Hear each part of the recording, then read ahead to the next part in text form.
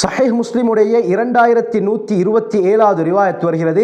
உம்மு சலமா ரதியல்லாஹு அன்ஹா அவர்களே ரிவாயத் செய்கிறாங்க. ஹஜ்ரத் ஸல்லல்லாஹு அலைஹி வஸல்லம் அவர்கள் சொன்னார்கள், ஒரு மனிதருக்கு துன்பம் ஏற்படும் பொழுது இன்னா லில்லாஹி வ இன்னா இலைஹி ராஜிஊன் அல்லாஹும்ம அஜுர்னி ஃபி முஸீபதி வ அக்லிஃப் லி கைரம் மின்ஹா என்ற துஆவை ஓதினால் அல்லாஹ் சுப்ஹானஹு வ தஆலா அவர் எந்த துன்பத்திலே இருக்கிறாரோ அதற்கும் கூலியை கொடுப்பான், அதைவிட சிறந்ததையும் அல்லாஹ் அவருக்கு கொடுப்பான் என்று ஸல்லல்லாஹு அலைஹி வஸல்லம் சொன்னார்கள். இந்த துஆவுடைய கருத்து என்ன?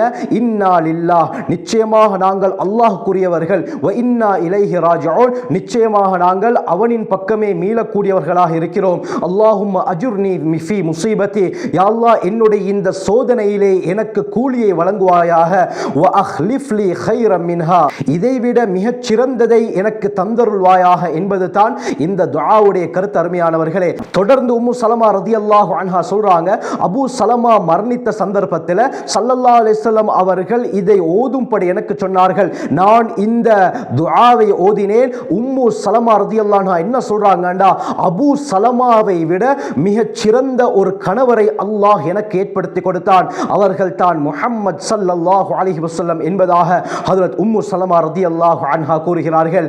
இந்த துஆவை ஓதினார்கள். இந்த துஆவுடைய பரக்கத்தால் இந்த உலகத்திலே யாருக்கும் கிடைக்காத மிகச் சிறந்த மிக பாக்கியமுள்ள கணவரை உம்மு சலமா ரதியல்லாஹு அன்ஹா அவர்களுக்கு இந்த துஆவின் பரக்கத்தால் அல்லாஹ் ஏற்படுத்தி கொடுத்தான். அவர்கள் தான் முஹம்மது ஸல்லல்லாஹு அலைஹி வஸல்லம் அவர்கள். அருமையானவர்கள்.